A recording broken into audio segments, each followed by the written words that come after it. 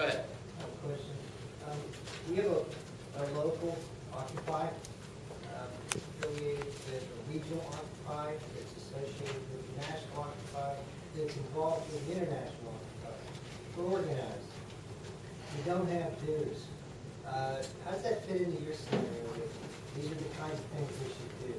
Should we be squeezing people for some bucks, or what should we do? Whoa, nice attitude about dudes, huh? I don't like it. Can you tell? Occupy is not trying to build a mass-based organization or movement. So, as a small club, I'm sure it'll be fine with no money.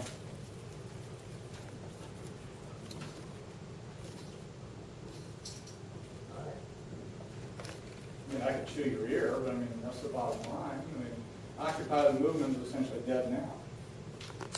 It's a movement, unfortunately, and we've seen this, and I am a huge cheerleader for Occupy. I can't tell you how many Occupy meetings I've gone to. I actually think that the biggest contribution of Occupy is going to be the General Assembly. It's because it's different, it's new, its roots in Italy and Spain are dynamic. But nonetheless, it's a classic example of a movement where the tactic devoured the strategy.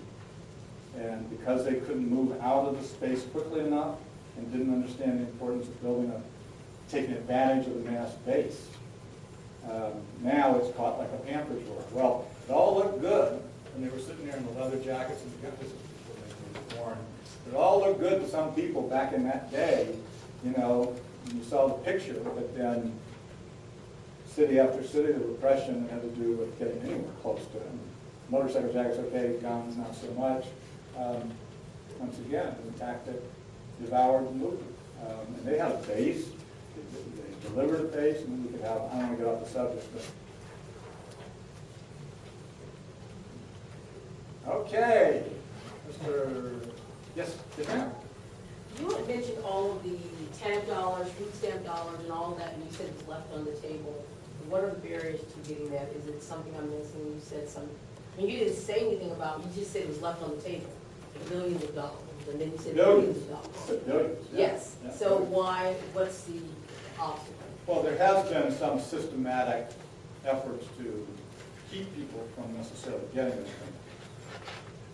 So some states make it more difficult than others to access those benefits. Food stamps are a classic example. In the last 20 years, we've gone from one level of food stamp participation down to a whole other level. So we were up to at one point, I'm not looking to look 85% in that neighborhood. Still left a lot on the table, but 85% compared to some of these other programs is not bad. And then it swooped down to hardly 60 for a while, because people were discouraged. There were more income tests. Somebody's looking for food, they aren't necessarily ready to occupy food stamp office or whatever together. I think what's missing, and what I argue in the book, incidentally, is organizations need to take this issue on. It needs to be a campaign to get people there and deliver benefits, which also I think help people pay their dues. And I think it needs to be ubiquitous. I think there's a way, and one of the things I learned from organizing in New Orleans around recovery is I actually have a different respect for volunteers. I use a huge number of volunteers in our international organizing. Do research, to do writing, to do organizing. But why isn't there, I mean, you walk into a Walmart. I don't actually know how dense Walmarts are here in this community. Do you have Walmarts? Okay, so you know what I'm talking about. Walmart hires a lot of people. I mean, it takes a lot of applications to keep 1 million people drawing a paycheck. You walk into a Walmart store in the back, there's a computer so that you can self-apply. Well, why don't we have, you can buy a computer for less than $200. Why don't we have, there's a simple program. You can download the program on most benefits from most states, including the state of Ohio. Well, the Ohio Benefits Bank, it exists. Or, okay. There's 1,200 sites around the state. So I've been here for 2 years. There you go. But why isn't that ubiquitous? Why don't we have more churches having that computer stand right there so that somebody can, on their way in and out of church, do it? Why don't we have it in schools? Why don't we have it in our offices universally to be able to do that? And I think if we were willing to see that as an overall organizing campaign and program. I mean, a lot of community organizers don't look at it this way, and I have pushback even within Acorn because, you know, getting people on food stamps is not exactly, it doesn't really help your ravel. It doesn't really help your, you know, you say to your girlfriend, you get home, hey, got 100 people on food stamps today. I mean, it's not necessarily people's picture of, you know, of them helping, you know, do the flyers for 1,000 people marching down the street that you just got, you know, 2,000 people on earned income tax credit in that community. So there's pushback, but it's a great program, it's a great opportunity, and they will get rid of those laws unless we build a base in the community that helps people get it. I mean a middle-class base, a church base, an institutional base, and a base among constituents who are receiving it if they have to have them. And right now, that's not what our Brothers and Sisters of Catholic Charities are doing, anybody else. They're doing services many times, but they're not building it like the organizers, and that's what we need to do. $83 billion. Damn, you know what we have to do to get $83 billion out of this badass Congress in terms of benefits for low-income people? Mercy, mercy, no chance. Great question. And you have one next to you. I'm looking right at you. The question is, she asked who benefits from disallowing people to get these benefits? Who benefits from, you know, by them keeping people from having them? Well, I mean, there is a small part that states pay for even federally funded entitlements.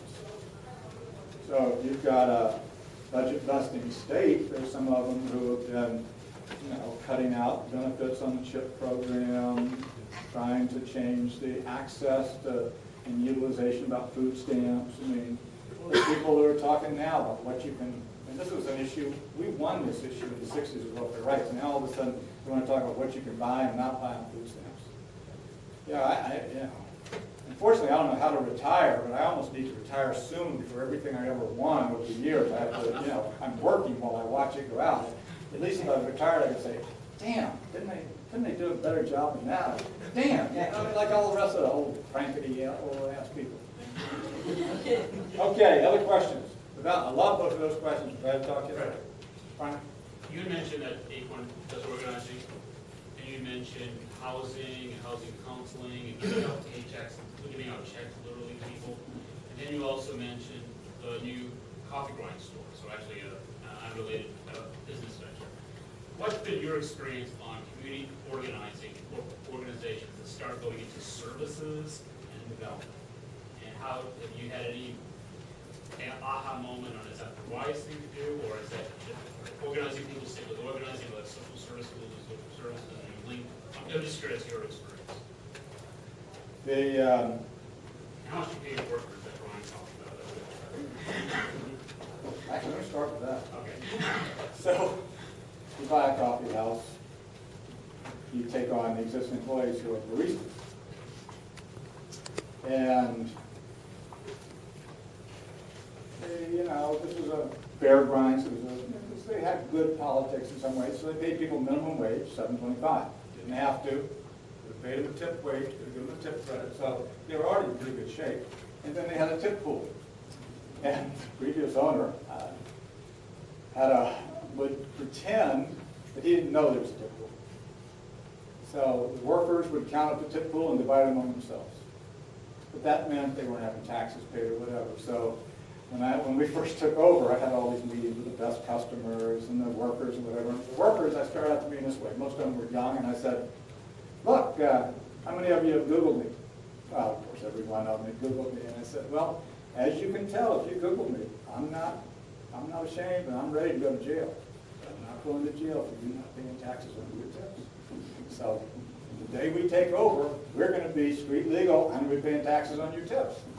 And you know what? They were fine with that. But it turns out the average for New Orleans, and you know, I used to say how New Orleans has the lowest per capita income. Of course, you know, on the way from Pittsburgh to Youngstown, John's like vamping on me about no, Youngstown's poor. And I didn't even get into how poor New Orleans was. Okay, if there's a who's poorer contest, if Youngstown wants to win it, I'm for Youngstown. You know, and Miami recently has been edging ahead of us, but it may be bigger cities. I don't know.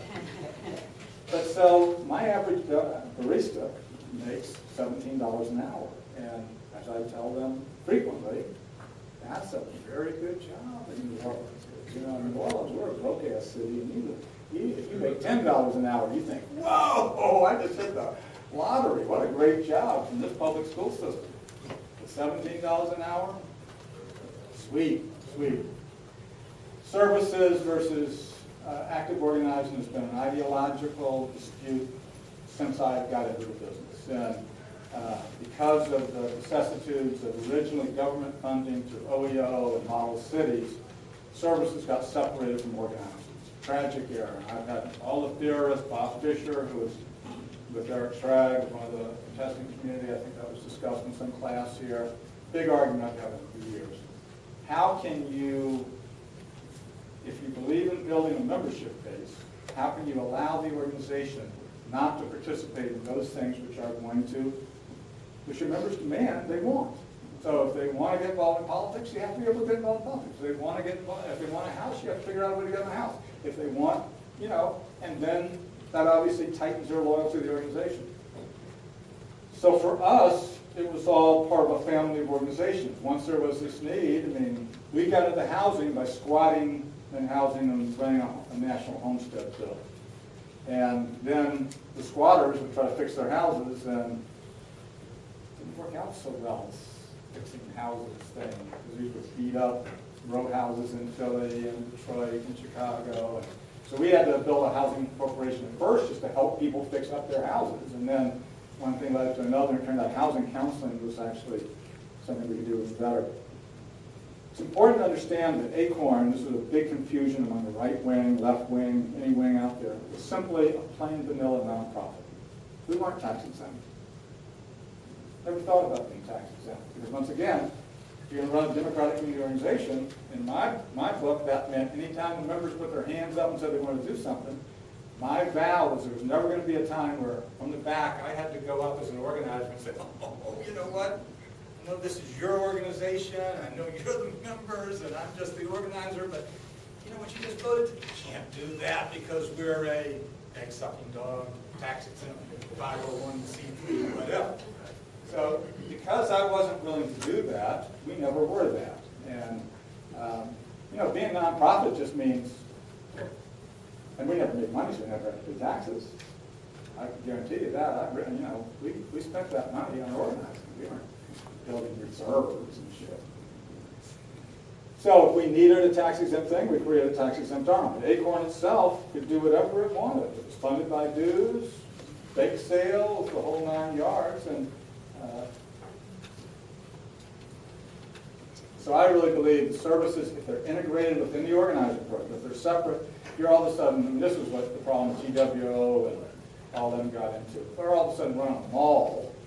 Well, I don't know, nobody knows how to run a mall, including the departmental, as it turns out.